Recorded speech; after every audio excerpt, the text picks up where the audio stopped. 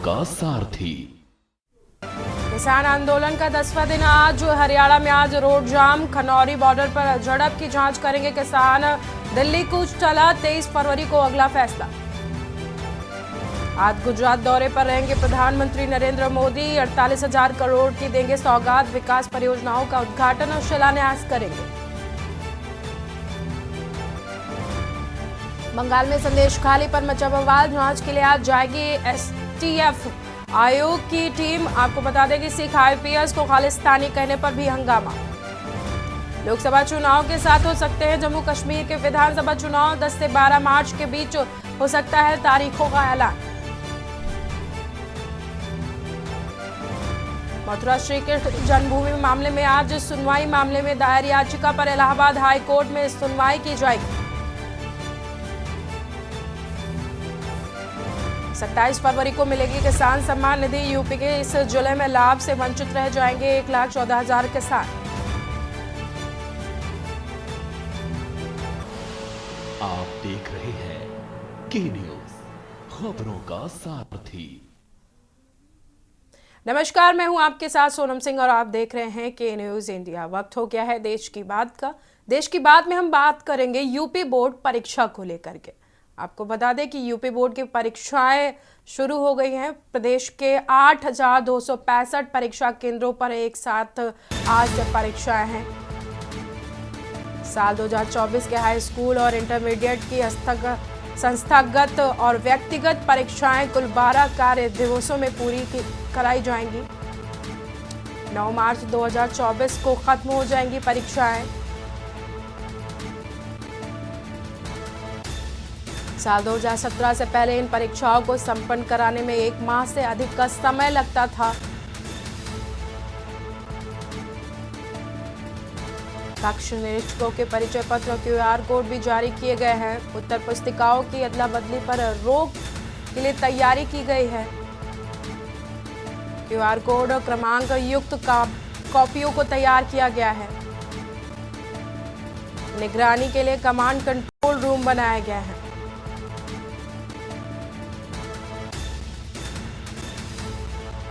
चौबीस घंटे सीसीटीवी की निगरानी में परीक्षाएं कराई जाएंगी। अफवाह पर रोकथाम के लिए बनाए गए हैं सोशल मीडिया सेल। लखनऊ माध्यमिक शिक्षा परिषद यूपी बोर्ड की परीक्षाएं शुरू। प्रदेश भर के 8,265 परीक्षा केंद्रों पर 10वीं और 12वीं की परीक्षा। 10वीं में 29,99,507।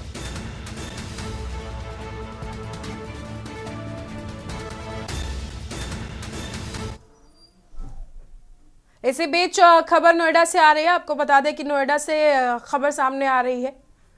यूपी माध्यमिक शिक्षा बोर्ड की परीक्षाएं शुरू। नोएडा में यूपी बोर्ड माध्यमिक की परीक्षाएं शुरू हो गई। नकल रोकने के लिए क्यूआर कोड जारी किया गया है। उड़नदस्ता करेगा परीक्षार्थियों का निरीक्षण।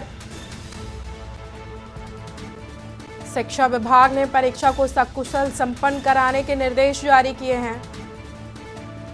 नोएडा से खबर आपको बता रहे हैं, यूपी माध्यमिक शिक्षा बोर्ड की परीक्षाएं शुरू हो गई हैं। नकल रोकने के लिए क्यूआरटी का भी गठन किया गया है।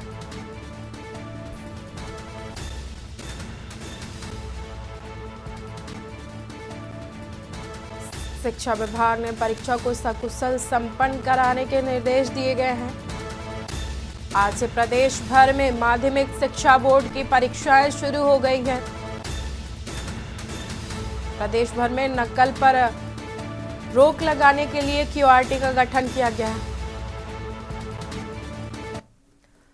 राजधानी लखनऊ में माध्यमिक शिक्षा परिषद यूपी बोर्ड की परीक्षाएं शुरू हो गई है। प्रदेश भर में 8,265 परीक्षा केंद्र पर 10वीं और 12वीं की परीक्षा कराई जा रही है। 10वीं में 29,99,507 परीक्षार्थियों का पंजीकरण किया गया है। 12वीं में 25,25,801 परीक्षार्थी पंजीकृत है। 10वीं और 12वीं में कुल 55,25,308 परीक्षार्थी पंजीकृत है। 2,75,000 से अधिक कक्ष निरीक्षक लगाया गया है परीक्षा के लिए। कक्ष निरीक्षकों के परिचय पत्र, क्यूआर कोड और क्रमांक युक्त हैं। उत्तर पुस्तिकाओं की अदला बदली पर रोक के लिए तैयारी की गई है। स्टैटिक मजिस्ट्रेट समेत पुलिस बल परीक्षा केंद्रों पर तैनात रहेगा। बरेली में आज बोर्ड की परीक्षाएं शुरू हो गई हैं।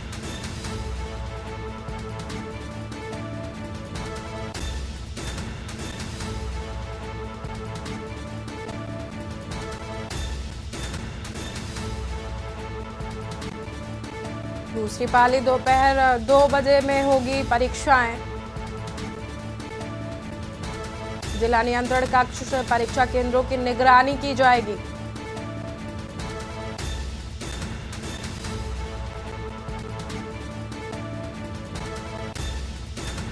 एक किलोमीटर के दायरे में खोखा फोटो स्टेट दुकानों पर पाबंदी लगाई गई है।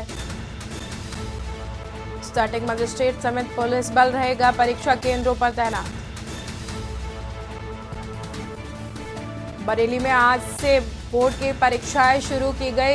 133 परीक्षा केंद्रों पर 97,000 छात्र परीक्षा देंगे। 10वीं के 52,668, 12वीं के 44,526 छात्र परीक्षा में शामिल हो रहे हैं। दूसरी पाली लेते हैं एक छोटा सा ब्रेक। खबरों का सारथी। इसी बीच दिल्ली से खबर सामने आ रही है। आपको बता दें कि अन्नदाता का दिल्ली कूच हो रहा है। शंभू और खनौरी बॉर्डर पर किसान आंदोलन लगातार जारी है। किसान आंदोलन का आज 10वां दिन है। दिल्ली कूच करने का प्लान 2 दिन के लिए टाला गया है। 2 दिन रणनीति बनाएंगे किसान नेता। 2 दिन दिल्ली चलो की रणनीति पर मंथन और चिंतन करेंगे किसान नेता। 23 फरवरी को लिया जाएगा अगला फैसला। खनौरी बॉर्डर पर युवा किसान की मौत के बाद तनावपूर्ण माहौल। तनावपूर्ण हालात के बाद ये फैसला लिया गया है। शंभू और खनौरी बॉर्डर पर किसान आंदोलन जारी है। किसान इसी खबर पर हमारे साथ जुड़ चुके हैं कुलदीप भरत। कुलदीप, किसानों ने 2 दिन दिल्ली कूच के लिए अपना फैसला बदल लिया है और 2 दिन बाद फिर से वो दिल्ली कूच करेंगे। क्या कुछ जानकारी है, वहां पर माहौल क्या है? लेकिन हरियाणा और पंजाब के खनौरी बॉर्डर पर कल जब प्रशासन और जब किसानों के बीच झड़प हुई, जिसके अंदर कई तरह के जो किसान थे, 36 से ज्यादा किसान घायल हुए, जिसमें एक किसान की, युवा किसान जो 21 साल की इसकी उम्र बताई जा रही है, गुरबचन सिंह, जिसकी मौत होगी। उसके बाद किसान नेताओं ने जो दिल्ली कूच का फैसला था अपना 2 दिन के लिए स्थगित कर दिया है। वही जब आज इनकी जो 5वें दौर की बैठक हो सकती है, क्योंकि इससे पहले जो 4 दौर की बैठक हुई थी वो पूरी तरह से विफल साबित हुई थी, जिसपे जो केंद्रीय कृषि मंत्री अर्जुन मुंडा ने दोबारा प्रस्ताव भेजा है बातचीत करने का, जिसके अंदर लेकिन किसान अब भी अपनी बात पर अड़े हुए हैं, क्योंकि इस पे 2 दिन के बाद वो अपनी रणनीति तैयार करेंगे। वहीं इस कल के हादसे के बाद से जिस तरह से राकेश टिकैत का बयान भी आया है, जिसके अंदर उन्होंने कहा कि अगर हमें दिल्ली नहीं जाने दिया जाएगा, दिल्ली में कीलें लगा रखी हैं, तो हम अपने गाँव में कील लगा देंगे, हम भी नेताओं को अपने गाँव में नहीं आने देंगे। वहीं नरेश टिकैत का भी बयान आया कि उन्होंने भी अपने जो किसान मोर्चा है संगठन, उनसे अपील की है कि 26 तारीख को हरिद्वार से लेकर दिल्ली तक ट्रैक्टर खड़े कर दे, जिसमें अगर सरकार हमें जाने नहीं देगी तो हम दिल्ली के अंदर जबरदस्ती दिल्ली के अंदर बैरिकेड तोड़ के जबरदस्ती घुसेंगे। वहीं अभी जो डल्लेवाल जो किसान नेता है उनके बीच और वही युवा प्रदर्शनकारी हैं, जो कल उनके बीच भी काफी बहसबाजी सामने आई थी, जिसमें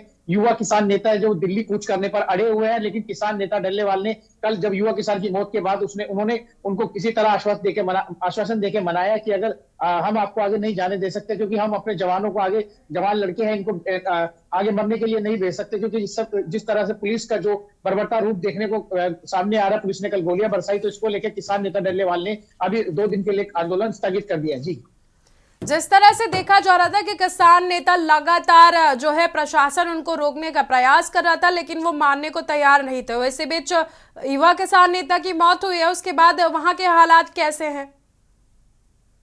देखिए, खनौरी बॉर्डर के अंदर जब पुलिस प्रशासन ने जो किसानों पर आरोप लगाया, उसके अंदर बताया गया कि खनौरी बॉर्डर के जब पुलिस ने उनको रोका आगे जाने के लिए। किसानों ने 1 किलोमीटर दूर जहां पराली इकट्ठी कर रखी थी वहीं से अपने सर पे पराली ला के जो बॉर्डर के आसपास पराली घेर दी, उस पर आग लगा दी, जिसके अंदर मिर्ची बताई जा रही थी। मिर्ची का जब धुआं उठने लगा था, पुलिस जो वहाँ कर्मचारी खड़े थे, सुरक्षा बल खड़े थे, उनको सांस लेने में दिक्कत हुई, जिसके बाद खेतों से जो किसान थे उन्होंने तलवार और गंडासे लेकर पुलिस से हमला किया, जिसके अंदर 12 से ज्यादा पुलिस के जवान जो घायल हो गए। लेकिन ये सभी जो आरोप जो पुलिस लगा रही है, उस पर किसान नेता ने खंडन किया है कि इससे हम शांतिपूर्ण ढंग से बॉर्डर की तरफ जा रहे थे। कुछ नेता अपने युवा को मना करा था कि हमारे वो पीछे नहीं, ऐसे किसान नेता आगे जाएंगे। लेकिन बातचीत करने के बजाय जब हम बॉर्डर की तरफ पहुंचे तो उधर से पुलिस ने हमारे जो किसान नेता हैं जो साथ में आए हैं संख्या, उनके ऊपर गोले बरसाने शुरू कर दिए। लेकिन कल जब ये गोलीबारी हुई उसके बाद स्थिति इतनी तनावपूर्ण हो गई थी, लोगों ने किसी तरह वहां से भागकर अपनी जान बचाई। लेकिन और वही जो जिस तरह गृह मंत्रालय वो भी इस पर संज्ञान ले रहा है, वही उन्होंने डीजीपी को पत्र लिखा कि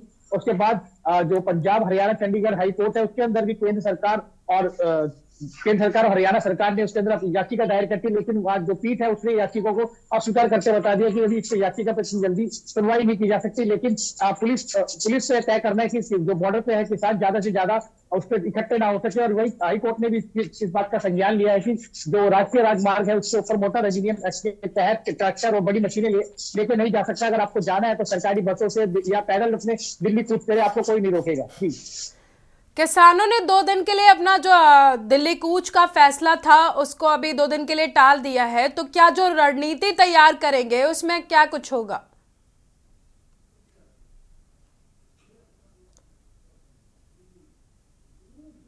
संगठन से इन्होंने जो पंजाब के अंदर 200 से ज्यादा संगठन सक्रिय जिस सबसे अपील करी और आज बैठक होगी, क्योंकि जिस तरह कल युवा किसानों में और जो नेताओं में बहसबाजी है उसको देखकर कि असल अगर किसी तरह उनको समझाएगा नहीं तो कल ये जो आंदोलन से एक आक्रामक रूप ले लेता। लेकिन अब तमाम जो भारत के जो किसान है उनसे से अपील करी जा रही है। राजस्थान किसान जो संगठन है, हरियाणा के किसान है, उनको भी यहाँ अपील की जा रही है, बुलाया जा रहा है। और प्रदेश राकेश टिकैत ने भी इसी तरह के जब हमारी एंट्री दिल्ली के अंदर होगी तो हमारी जो एंट्री होगी वो दमदार होगी और सरकार को हमारे आगे। बहुत बहुत शुक्रिया आपका हमारे साथ जुड़ने के लिए। किसान आंदोलन लगातार जारी है और दिल्ली कूच का किसानों का फैसला 2 दिन के लिए टाल दिया गया है। आपको बता दें कि किसान आंदोलन खनौरी बॉर्डर और शंभू बॉर्डर पर लगातार जारी है। इसी बीच लखनऊ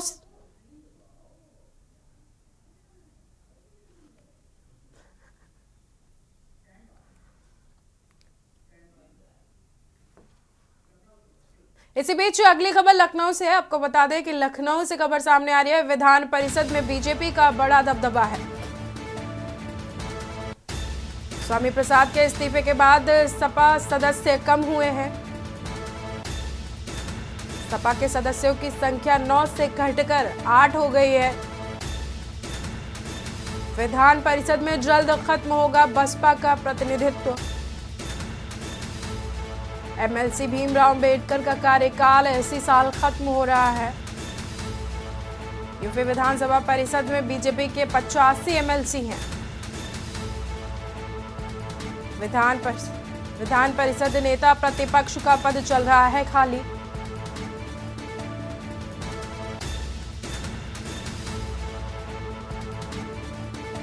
विधान परिषद में बीजेपी का दबदबा बढ़ गया है।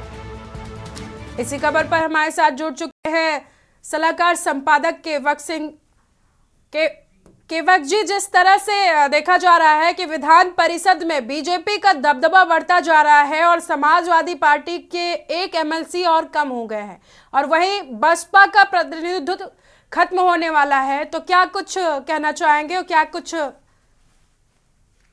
देखिए सोनम, उत्तर प्रदेश विधानसभा का जो संख्या है, उत्तर प्रदेश विधान परिषद के सदस्यों की संख्या कुल 100 है। 100 में से 85 विधान परिषद में बीजेपी के सदस्य हैं और 9 सदस्य अभी तक समाजवादी पार्टी के थे। लेकिन समाजवादी पार्टी के स्वामी प्रसाद के चले जाने से अब उनकी संख्या 8 रह गई है विधान परिषद सदस्यों, जबकि बीएसपी के एक ही एमएलसी था भीमराव अंबेडकर का एमएलसी भीमराव अंबेडकर थे, जिनका कार्यकाल इसी साल खत्म हो जाए तो बसपा की भी संख्या विधान परिषद में 0 हो जाएगी। इस प्रकार से और इसी प्रकार से सत्ता प्रतिपक्ष के होने के लिए 10 सीटों की जरूरत होती है और अभी तक कई देर काल से अभी तक प्रतिपक्ष का विधान परिषद में नहीं रहा है। तो कुल मिला के 85 की संख्या होने से विधान परिषद में बीजेपी का दबदबा कायम है और आगे भी कायम रहने की संभावना है। 85 और जो ये 8 का आंकड़ा है वो क्या कुछ संकेत दे रहा है? नहीं, 85 का आंकड़ा 85 तो बीजेपी के सदस्यों की संख्या है और 9 थे सपा के, एक का इस्तीफा हो गया तो अब 8 ही रह गए हैं। तो संकेत तो ये है कि लोग संकेत इसमें है कि संख्या बल बीजेपी का ज्यादा है। जी, बहुत बहुत धन्यवाद आपका हमारे साथ जुड़ने के लिए और अपनी जानकारी को साझा करने के लिए। यूपी विधान परिषद में बीजेपी के 85 एमएलसी। फिलहाल रुकते हैं एक छोटे से ब्रेक के लिए। ब्रेक के बाद एक बार फिर से स्वागत है आप सभी का और बात करेंगे यूपी बोर्ड की परीक्षाओं की। तो प्रदेश के 8,265 परीक्षा केंद्रों पर परीक्षाएं आज से शुरू हो गई हैं। 2024 से शुरू हो गई हैं। आज 22 फरवरी 2024 से आज परीक्षाएं शुरू हो गई हैं। आपको बता दें कि इसको हम आपको ग्राफिक्स के जरिए दिखाएंगे। 22 फरवरी 2024 से यूपी बोर्ड परीक्षाएं शुरू। प्रदेश के 8,265 परीक्षा केंद्रों पर होंगी परीक्षाएं। 22 फरवरी से शुरू परीक्षाएं 12 दिनों में होंगी समाप्त। हाई स्कूल एवं इंटरमीडिएट की परीक्षाएं शुरू। संस्थागत एवं व्यक्तिगत परीक्षाएं संपन्न होंगी। दिनांक 9 मार्च 2024 को समाप्त होंगी परीक्षाएं। 2017 से पहले 1 माह से अधिक लगता था समय। बोर्ड परीक्षा में हाई स्कूल के 15,71,184 छात्र शामिल। बोर्ड परीक्षा में हाई स्कूल की 13,76,127 छात्राएं शामिल। बोर्ड परीक्षा में हाई स्कूल के कुल 29,47,311 छात्र छात्राएं शामिल। इंटरमीडिएट बोर्ड परीक्षा में 14,28,323 छात्र शामिल। इंटरमीडिएट बोर्ड परीक्षा में 11,49,676 छात्राएं शामिल। इंटरमीडिएट बोर्ड परीक्षा में कुल 25,77,997 छात्र छात्राएं शामिल। बोर्ड परीक्षा में कुल 55,25,308 परीक्षार्थी हो रहे हैं शामिल। 53,60,745 संस्थागत एवं 16,04,563 व्यक्तिगत परीक्षार्थी हो रहे हैं शामिल। नकल पर प्रभावी रोकथाम के कारण इस साल पंजीकरण बढ़ा। 2024 में 16,04,543 छात्र छात्राएं व्यक्तिगत परीक्षार्थी के रूप में पंजीकृत हुए, जबकि 2017 में 3,53,106 छात्र छात्राएं व्यक्तिगत परीक्षार्थी के रूप में पंजीकृत हुए। इसके अंतर्गत बाह्य प्रदेशों से 2017 में 1,50,209 परीक्षार्थियों ने पंजीकरण कराया था। 2024 में बाह्य प्रदेशों अन्य बोर्डों के परीक्षार्थियों की संख्या मात्र 4,905 रह गई है।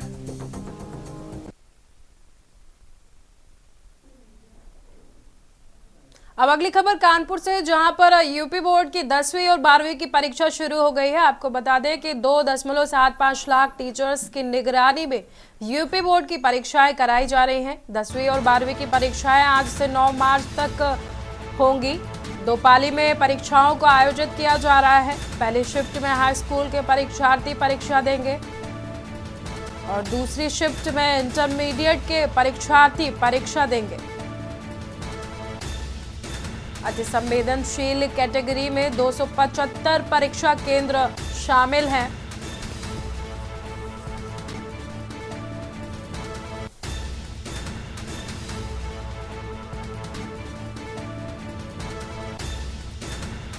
अति संवेदनशील कैटेगरी में 275 परीक्षा केंद्र शामिल किए गए हैं। कानपुर में यूपी बोर्ड की 10वीं और 12वीं की परीक्षा शुरू हो गई आज से। 2.75 लाख टीचर्स की निगरानी में यूपी बोर्ड की परीक्षाएं कराई जा रही हैं। 10वीं और 12वीं की परीक्षाएं आज से 9 मार्च तक चलेंगी। 2 पाली में आयोजित की जाएंगी परीक्षाएं। पहली पाली में 10वीं के छात्राएं परीक्षा देंगी।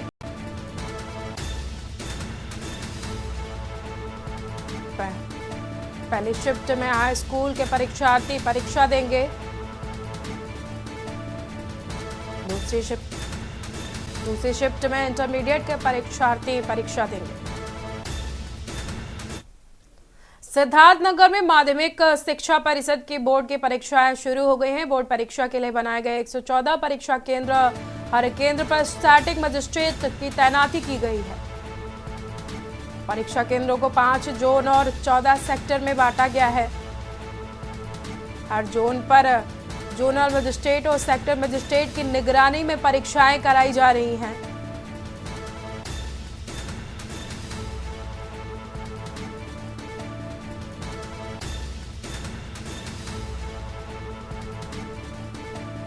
बोर्ड परीक्षा में 60,350 परीक्षार्थी शामिल हो रहे हैं। हाई स्कूल के 35,627 और इंटरमीडिएट के छात्र शामिल हो रहे हैं। जिला विद्यालय निरीक्षक सिमारू प्रधान ने इसकी जानकारी ली है। माध्यमिक शिक्षा बोर्ड की परीक्षाएं सिद्धार्थनगर में आज से शुरू हुई। बोर्ड परीक्षा के लिए बनाए गए 114 केंद्र, हर केंद्र पर स्टैटिक मजिस्ट्रेट की तैनाती की गई है। परीक्षा केंद्रों को 5 जोन और 14 सेक्टर में बांटा गया है। हर जोन पर जोनल मजिस्ट्रेट और सेक्टर मजिस्ट्रेट की निगरानी रहेगी।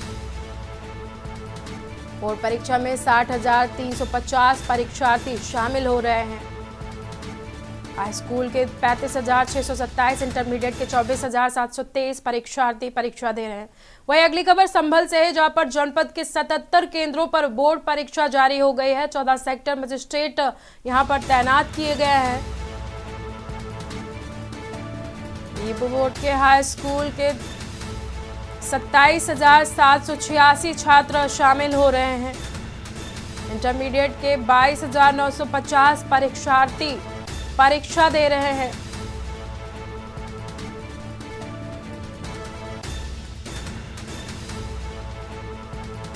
यूपी बोर्ड के हाई स्कूल के 27,786 छात्र इस परीक्षा में शामिल हो रहे हैं।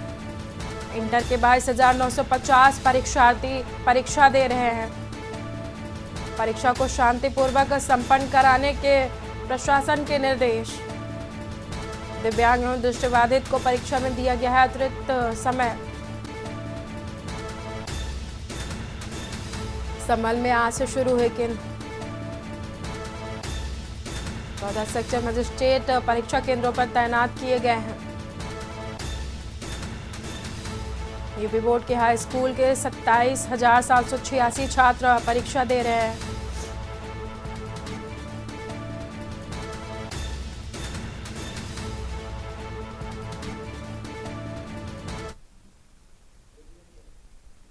एक बार फिर से बात करते हैं अन्नदाता दिल्ली कूच की और चलते हैं अंबाला की तरफ। अंबाला में शंभू बॉर्डर में किसानों ने बनाया है बंकर। आगे बढ़ते हुए किसानों ने बंकर बनाया है।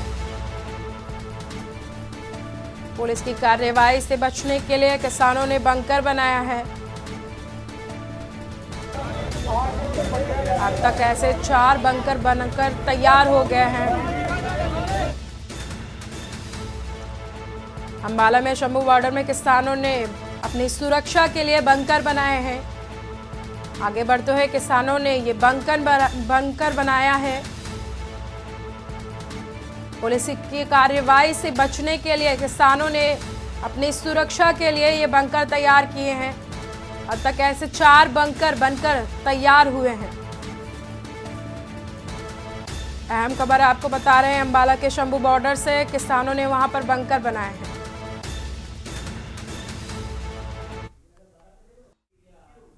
ब्रेक के बाद एक बार फिर से स्वागत है आप सभी का देश की बात में और हम बात करेंगे प्रधानमंत्री के 44वें दौरे की। आपको बता दें कि 44वें दौरे पर काशी आएंगे पीएम नरेंद्र मोदी। काशी में पीएम का 25 किलोमीटर का रोड शो होगा। 13 परियोजनाओं का शिलान्यास करेंगे और 23 का लोकार्पण करेंगे पीएम। पीएम के आगमन की भव्य तैयारियां की जा रही है उनके स्वागत की। 2 दिवसीय दौरे पर काशी आएंगे पीएम। रोड शो समेत कई कार्यक्रम में शामिल होंगे। काशी में 14,316 करोड़ रुपए की सौगात देंगे पीएम। कुल 36 परियोजनाओं की सौगात देंगे पीएम नरेंद्र मोदी। 44वें दौरे पर आज काशी आएंगे पीएम मोदी। काशी में पीएम का 25 किलोमीटर का रोड शो, 13 परियोजनाओं का शिलान्यास और 23 परियोजनाओं का लोकार्पण करेंगे। पीएम के भव्य स्वागत की तैयारियां।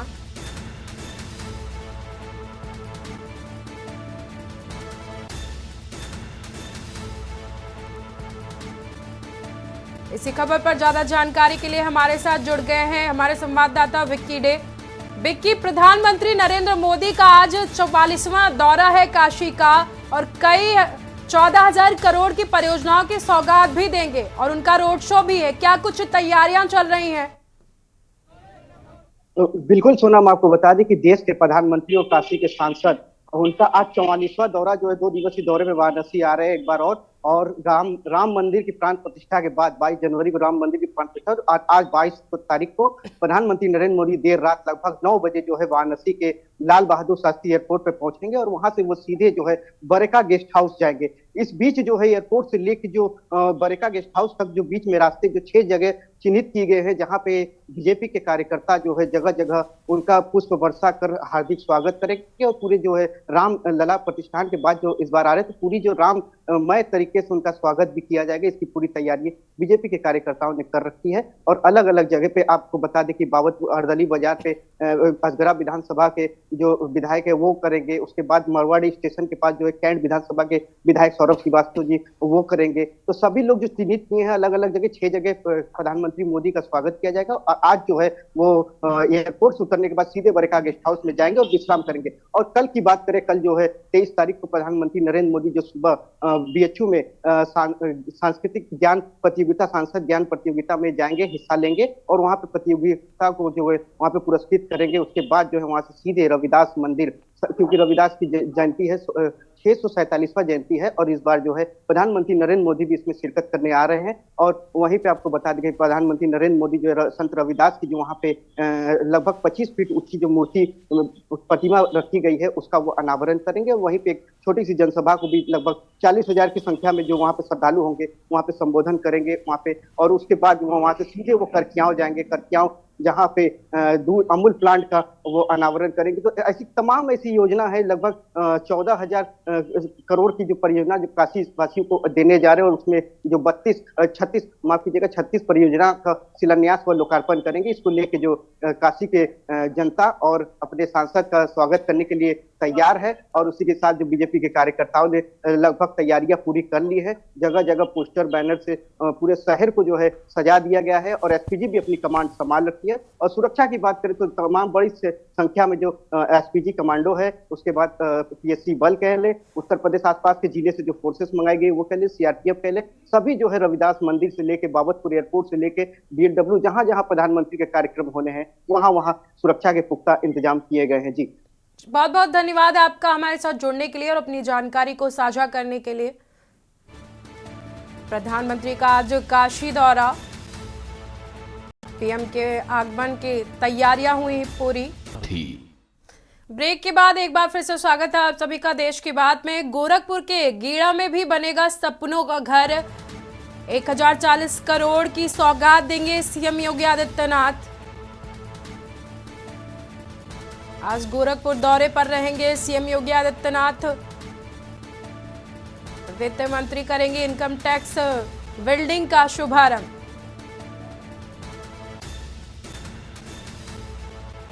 कुल मिलाकर 1040 करोड़ रुपए की सौगात मिलेगी गोरखपुर को।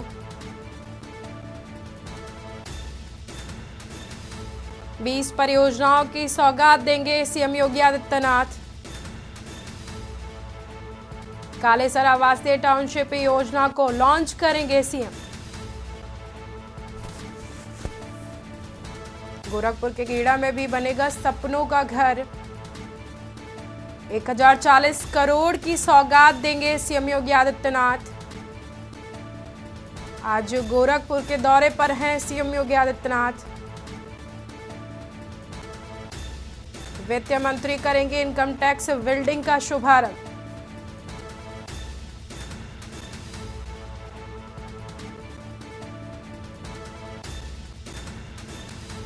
कुल मिलाकर 1040 करोड़ रुपए की गोरखपुर को सौगात मिलेगी। 20 परियोजनाओं की सौगात देंगे सीएम योगी आदित्यनाथ। कालेसर आवासीय टाउनशिप योजना को लॉन्च करेंगे सीएम योगी आदित्यनाथ।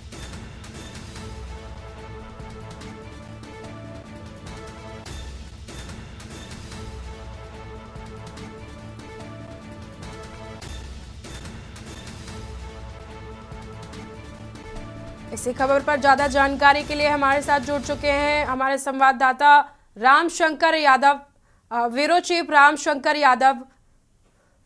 रामशंकर जी, आज गोरखपुर में सीएम योगी आदित्यनाथ दौरे पर हैं और कालेसर आवासीय योजना का शुभारंभ भी करेंगे, लॉन्च करेंगे, क्या कुछ जानकारी है? जी बिल्कुल, देखिए आपको बता दें कि उत्तर प्रदेश के मुख्यमंत्री योगी आदित्यनाथ आज अपने 2 दिवसीय गोरखपुर आएंगे और चूंकि ये दौरा कल ही था, लेकिन टाइम की शेड्यूल की वजह से, कई कार्यक्रम लगने की वजह से उनको कल का समय नहीं मिला और कल ये कार्यक्रम निरस्त करना पड़ा, जिसके लिए आज वो गोरखपुर आएंगे। और आपको बता दें गीडा की ओर से प्रस्तावित आवासीय टाउनशिप लॉन्च करेंगे, जो 120 एकड़ में ये पूरा विस्तारित होगा। साथ ही साथ करीब 400 भूखंड की आवासीय योजनाओं का भी योगी आदित्यनाथ जो है शिलान्यास करेंगे।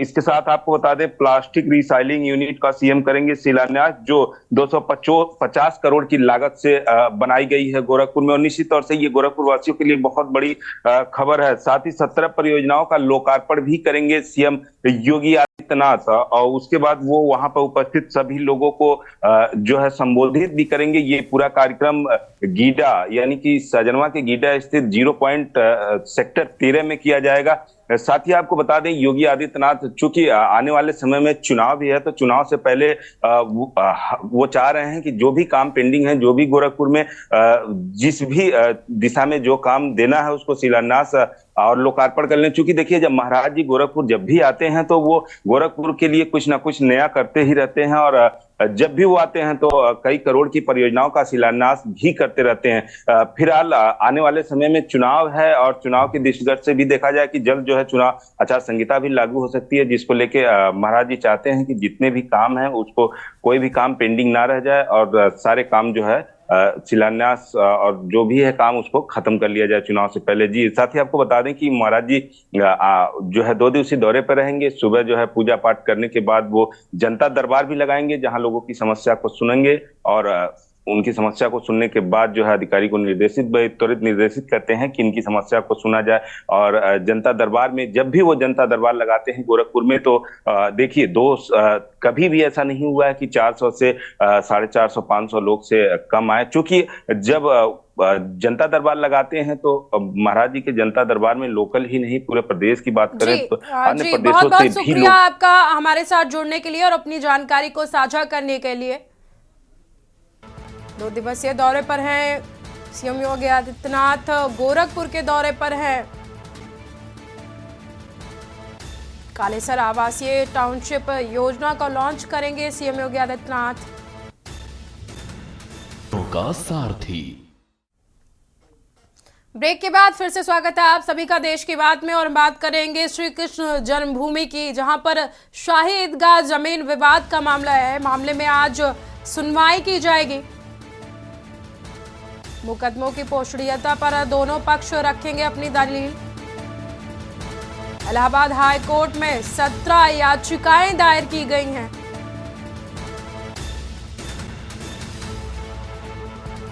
श्री कृष्ण जन्मभूमि शाही ईदगाह जमीन विवाद का मामले में आज सुनवाई की जाएगी। मुकदमों की पोषणीयता पर दोनों पक्ष रखेंगे अपनी दलील। इसी खबर पर हमारे साथ ज्यादा जानकारी के लिए जुड़ चुके हैं हमारे संवाददाता राहुल। राहुल, आज जो ईदगाह मामले में सुनवाई की जाएगी, क्या कुछ जानकारी है? जी, आपसे बता दें कि आज ईदगाह मामले में दोनों पक्ष के वकील अपनी अपनी दलीलें पेश करेंगे। कहीं न कहीं ये मामला बड़ा है। मामला को देखते हुए जबकि आज 10+2 का जो पेपर है, बोर्ड का पेपर हो रहा है, उसी दौरान आज वहां पे प्रशासन तब भी वहां पूरी मुस्तैदी से मौजूद है, क्योंकि कहीं न कहीं कोई ये दो समुदायों का मामला है। इसे देखते हुए प्रशासनिक अमला तेजी से वहां मुस्तैद है और देखा जाता है कि ये जो पेशी 2 बजे लमसम हो सकती है, हो जाए और आगे देखा था किसके पक्ष में फैसला आता है। जी, बहुत बहुत धन्यवाद आपका हमारे साथ जुड़ने के लिए और अपनी जानकारी को साझा करने के लिए।